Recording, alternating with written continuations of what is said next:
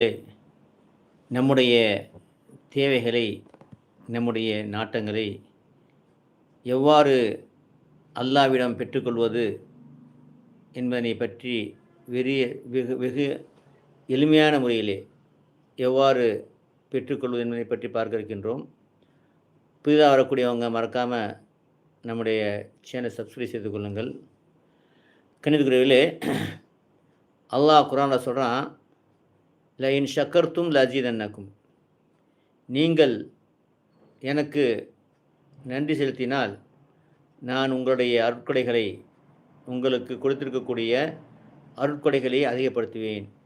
வலையின் கஃபர்த்தும், ஆனால் நீங்கள் அதற்கு நன்றி செலுத்தாமல் அதற்கு மாறு செய்தால் இன்ன அதாபில் அஷதீத், என்னுடைய வேதனை மிகவும் கடுமையாக இருக்கும் என்று அல்லாஹ் எச்சரிக்கின்றான்.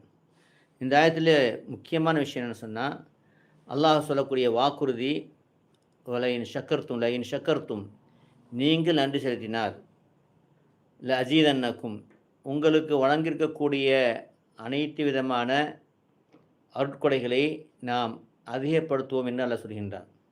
ஆகவே கணித்துக்குரியர்களே, நமக்கு எந்த தேவை ஏற்பட்டாலும் அல்லது நம்முடைய கஷ்டங்கள் தீர வேண்டும் என்று நினைத்தாலும் அல்லது நோய் நொடிகள் நீங்க வேண்டும் என்று நினைத்தாலும் நாம் அல்லாஹ்வுக்கு நன்றி செலுத்துவதன் மூலமாக அதன் அனைத்தையுமே பெற்றுக்கொள்ள முடியும். எப்படி என்பதை பார்க்க இருக்கின்றோம். அதாவது நாம் என்ன செய்யணும் சொன்னால், காலையில் என்ன செய்யணும் சொன்னால் 11 தடவை ஸல்லல்லாஹு அலைஹி வஸல்லம் ஓதிக்கொள்ளுங்கள்.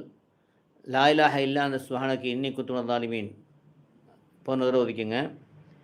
அதுக்கப்புறம் அலிஃப் லாம் மீம் இது மட்டும் 11 தடவை ஓதிக்கங்க. ஓதிக்கிட்டு லக்கல் ஹம்து வலக்க ஷுக்குர், அப்படின்னா என்ன அர்த்தம்னா, லக்கல் ஹம்து, இறைவா உனக்கே எல்லா புகழும், வலக்க ஷுக்குர், நீ கொடுத்திருக்கக்கூடிய அனைத்து அருட்கொடைகளுக்கும் நன்றி செலுத்துகின்றேன் என்பதை உள்வாங்கி கொண்டு, அதாவது அல்லாஹ் தஆலா உங்களுக்கு எவ்வளோ அருட்கொடை செஞ்சுருக்கான்னு சொன்னால், உங்களுடைய உடம்பு முழுவதுமே அல்லாஹ்வோட அருட்கொடை தான். கண் இருக்கிறது, காது இருக்கிறது, கிட்னி இருக்கிறது. பாருங்கள், கிட்னி ஒருத்தர் சொன்னாங்க, கிட்னி வேலை செய்யலை, புதிய கிட்னி வாங்குறதுக்கு, அதாவது கிட்னியை வாங்குறதுக்கு வெளியிலேருந்து 40 லட்சம் அப்படின்னாங்க. 40 லட்சம் கொடுத்தா தான் கிடைக்கும், அது கிடைக்குமான்னு டவுட் அப்படின்னாங்க. அது எங்கே கிடைக்கும்னு தெரியலை அப்படிங்கிறாங்க. 40 லட்சம் சொல்லிக்கிறாங்க, கிடைக்குமான்னு டவுட் அப்படிங்கிறாங்க. அப்போது ஒரு கிட்னியுடைய ரேட்டு 40 லட்சம்னு சொன்னால், நம்ம இருக்கக்கூடிய உடம்புல ஒவ்வொரு உறுப்புகளையும் பாருங்கள். ஒரு ஹார்ட் இருக்குது, அந்த ஹார்ட் ஒருத்தர் வந்து 1 கோடி ரூபா தரேன்னு சொன்னால் நம்ம கொடுப்போமா? கொடுக்க மாட்டோம். ஒரு கண்ணை ஒரு 100 கோடி ரூபா சொன்னால் கொடுப்போமா? கொடுக்க மாட்டோம். அப்போ கோடிக்கணக்கான மதிப்புகள் உள்ள உறுப்புகளை அல்லாஹ் நமக்கு கொடுத்துருக்கின்றான். இது அல்லாஹ்வுடைய மிகப்பெரிய ரஹமத், கிருபை. அல்லாஹ் குர்ஆனில் சொல்கிறான், நீங்கள் மட்டும் என்னுடைய அருட்கொடைகளை எண்ண ஆரம்பித்தால் எண்ணி முடிக்க முடியாது.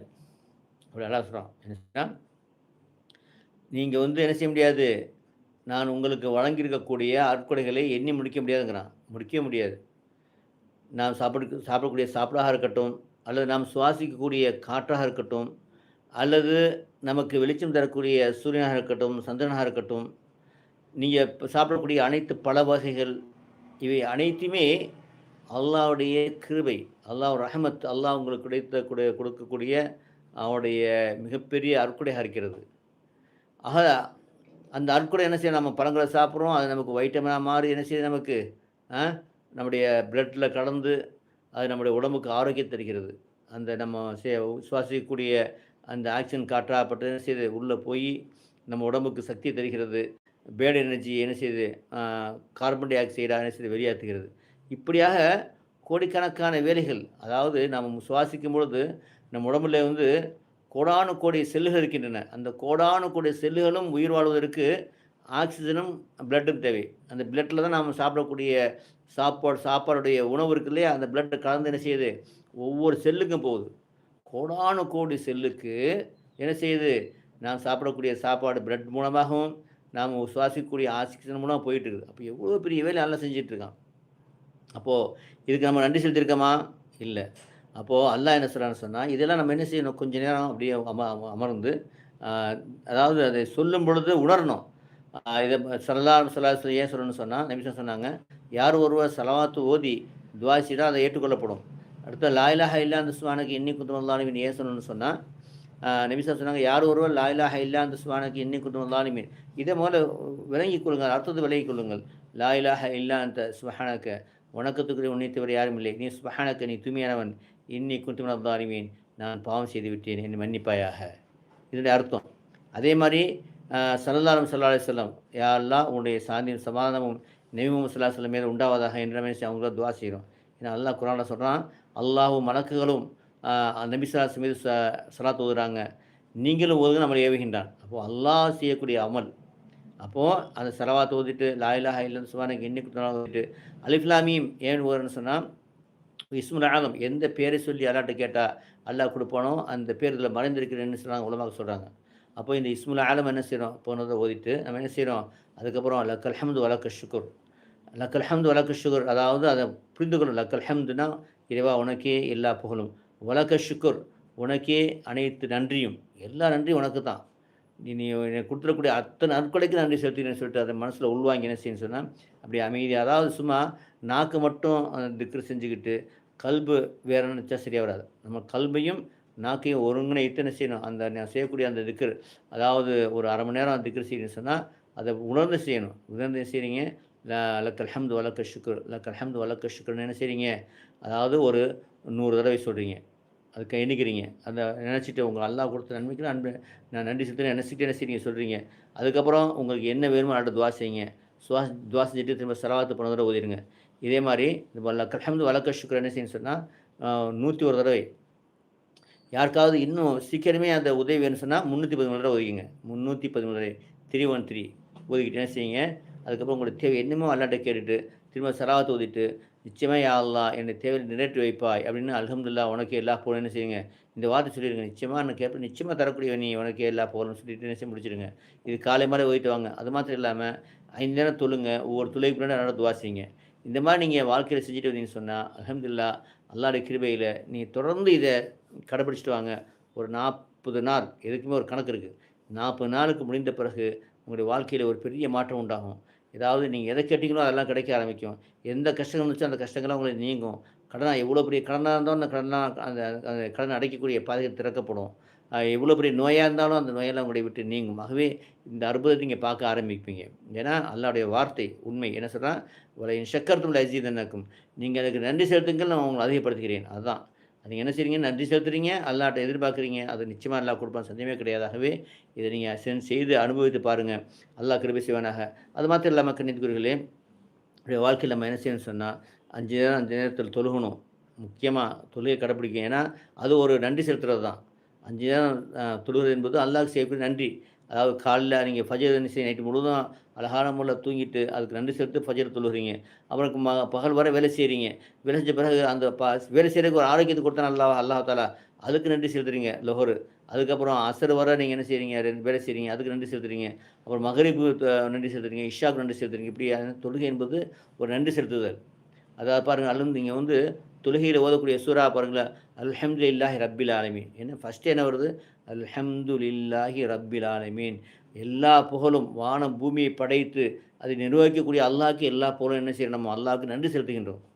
தொழுகை என்பது நன்றி செலுத்துறது தான். ஓகேங்களா? அப்போது அதை உணர்ந்து நீங்கள் செய்யக்கூடிய சமயத்தில் அதை வெற்றி உங்களுக்கு தெரியும். அப்போ 5 நேரம் தொழுங்க. சுன்னத்தான நஃபிலான வாஜிபான தொழுகை விடாமல் தொழுங்க. காலை மாலை தஸ்பீஹாத்தை உங்கள் வாழ்க்கையில் அங்கமாக கொண்டு வாங்க. அதாவது சுப்ஹானல்லாஹ் வல்ஹம்துலில்லாஹ் வலா இலாஹ இல்லல்லாஹ் வல்லாஹு அக்பர் வலா ஹவ்ல வலா குவத்த இல்லா பில்லாஹில் அலியில் அஸீம் 100 தடவை. லா இலாஹ இல்லல்லாஹ் வஹ்தஹு லா ஷரீக லஹு லஹுல் முல்கு வல் ஹம்து வலா குல்லி ஷைஇன் கதீர் 100 தடவை. லா இலாஹ இல்லா அன்த சுப்ஹானக இன்னி குன்து மினல் ஸாலிமீன் 100 தடவை. ஸல்லல்லாஹு அலைஹி வஸல்லம் 100 தடவை. அஸ்தக்ஃபிருல்லாஹ் வ அத்தூபு இலைஹி 100 தடவை. இதை எழுதி வச்சுக்கோங்க. எழுதி வச்சுட்டு என்ன செய்யுங்க, காலை மேலே கொண்டு வாங்க. ஏன்னா இன்று இப்போ நிலைமை என்னாச்சுன்னு சொன்னால் எல்லார் கையிலையும் என்ன செய்யுது, ஃபோன் வந்துருச்சு, ஆண்ட்ராய்டு ஃபோன்.